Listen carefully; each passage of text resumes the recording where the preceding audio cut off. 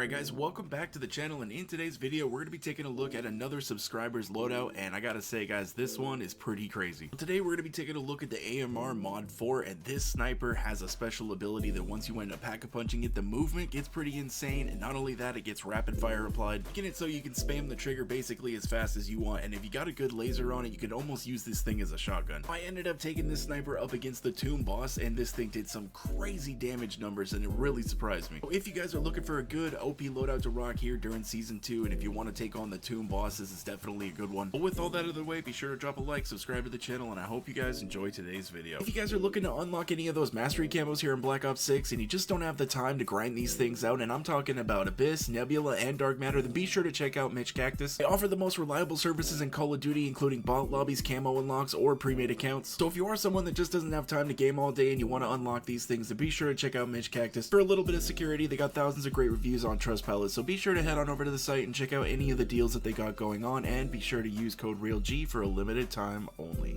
Now, I did end up making a video on this sniper rifle back when it originally dropped with the Archie's Festival Frenzy. I was even pretty impressed with this sniper rifle back then. The only thing I didn't like about it is it didn't do very great when it came to taking on the boss in Citadel. This sniper rifle really hasn't seen very much love from me lately, but recently my comment section has been filling up with people telling me that I need to check this thing out. So I jumped into a match of the tomb here, and the results, honestly guys, kind of blew me away. I will get the cons out of the way right now so I don't really gotta talk about them later. Now yes, one of the special abilities after you pack-a-punch this sniper rifle, you will get a lot better movement. Matter of fact, it's better movement than you'll see with any of the other snipers. In fact, I would put the movement probably right on par with having an assault rifle. Even though the movement does feel better, you will be a little bit faster with an SMG or a pistol. The fact that you can spam the trigger on this sniper rifle does feel great, but to be perfectly honest, at the end of the day, it is still a one-shot. Doing things like taking out large hordes of zombies can sometimes take a little bit longer than if you had an automatic weapon. Now, with that being said, the movement on the sniper rifle isn't that terrible. You can definitely live with it. With how powerful that this sniper is with the spamming ability, makes it really easy for taking down special zombies and elites. And on top of that, this thing just absolutely shredded through the tomb boss. Like, it passed that DPS check with flying colors and then some. We were hitting this artifact for anywhere between 3,900 and 4,064 damage. Only other gun so far I know of that comes even close to this is going to be the ASG shotgun with Dragon's Breath. In fact, I would actually say this sniper rifle really gives it a run for its money. I would go as far as to say as I think more advanced zombies players would actually like to rock this against this boss. I think maybe casuals or newer players to zombies might stick to a little bit more the ASG route, just because I think it is a little bit easier to use. We'll admit that it is easier to mess up and not hit your targets the way that you want to with this sniper rifle. I think for some people that could kind of throw them off and get them into really sticky situations, where with the ASG, even if you get backed into a corner, it's really easy to just spray and pray. Or you can kind of get away with that with this sniper rifle, but it is definitely a little bit less forgiving. With the loadout that we're going to be rocking here, you're going to have 16 bullets before you have to reload. Now, you will go through those really quickly. It's not too terrible against the tomb boss here. You only need about 5 or 6 shots to break one of these mirrors or artifacts. Now, the biggest tips that I can give you guys for this tomb boss fight here is you're going to see we're not going to use any gobblegums. We're not going to even use our field upgrade once while we're in here. Maybe could have popped it once because we did end up using our dying wish, but hey, we still ended up getting through it. The first couple phases are going to be really simple. When it's just sending out the regular zombies, you can actually stay out in the middle of the room with the artifact when it's just shooting the lasers. Just make sure you duck from time to time. They can end up hitting you. There are certain areas where you can just stand where the lasers won't hit you, but I just find it's kind of safer to just duck. Be charging up the ice staff, shooting it at the ground, freezing all the zombies, and once you hear the sound cue that the artifact is ready to be shot at, go ahead and look up and just go ahead and fry that thing. Once you get it to split into 4 mirrors and it's going to be starting to attach itself to the enemies, I would go ahead and get behind the rocks now. You're basically just going to be doing the same thing back here, just charging up your ice staff, waiting for all the enemies to come towards you. Once you get a nice big horde in there with you, go ahead and freeze the ground. The first few enemies that the artifact attaches itself to are going to be relatively easy. You got the regular zombie and the doppelgast. Just keep charging up your staff, making sure you shock the ground. Once you get to the doppelgast, you can start just running around the arena behind the rocks. And you could just take your staff, charge it up, and shoot it at the ground so you don't have to turn around and look behind you. But I would say it might be a good idea just so you can keep an eye on the health of the doppelgast. So once that thing gets weak, you're going to be knowing that it only takes one more shot with the ice staff, and then you can just pull out your sniper or whatever weapon that you're using and start shooting that artifact. Basically, the key with the doppelgast and with the amalgam is that you really don't want these guys to get too close to you, because you have a lot of elite zombies out here, and it only takes a couple of hits for these guys to almost insta down you. Just keep your distance, keep moving, and keep hitting them with those charge attacks with the ice staff. Eventually, you will wear them down enough to that way you can get close enough to them and then just take care of that artifact. But also recommend bringing in Casimir grenades. Make sure that you also have the Pick a Eater augment on for Vulture's Aid, so that way you can constantly be restocking these things. And once you've gotten the amalgam taken care of, you're on the final step of the boss fight. This is when all the artifacts are going to get together and just start beaming that one area. You're basically going to be doing the same thing that you were doing earlier to destroy the artifacts. Just charge up the ice staff and shoot the ground right where you're standing, so that way they can't really get too close to you. And also make sure you got a couple of those Kazis on hand. That'll really help out a lot. But look at this, guys. We're just absolutely dumping damage into this artifact. I know that this boss fight can be pretty damn difficult and kind of intimidating, but maybe this gun will be just the weapon that somebody needs to get it done. This should be our last couple of shots right here. Yeah, this AMR was honestly just insane, guys. I don't particularly think this would become like a daily driver for me or anything. If I knew I was coming into the boss fight here and if I wanted to bring in a really good weapon, this would definitely be something that would cross my mind. I gotta say, guys, if this is a weapon that you haven't really tried out yet, maybe you're not really a fan of sniper rifles or something like that, I would go ahead and give it a go. May just surprise you how good this sniper rifle is. But with that, we're gonna go ahead and toss the loadout up on the screen right here for anybody that wants to go ahead and check it out. Definitely think this is one of the best weapons to take into the tomb boss fight, and honestly may just be one of the best weapons here in season 2. Let me know what you guys think of the AMR down in the comment section. If you made it this far into the video, I greatly do appreciate you guys. Please consider dropping a like if you guys enjoyed it. Subscribe to the channel if anybody is new. I hope you guys have a wonderful rest of your day, and I will catch you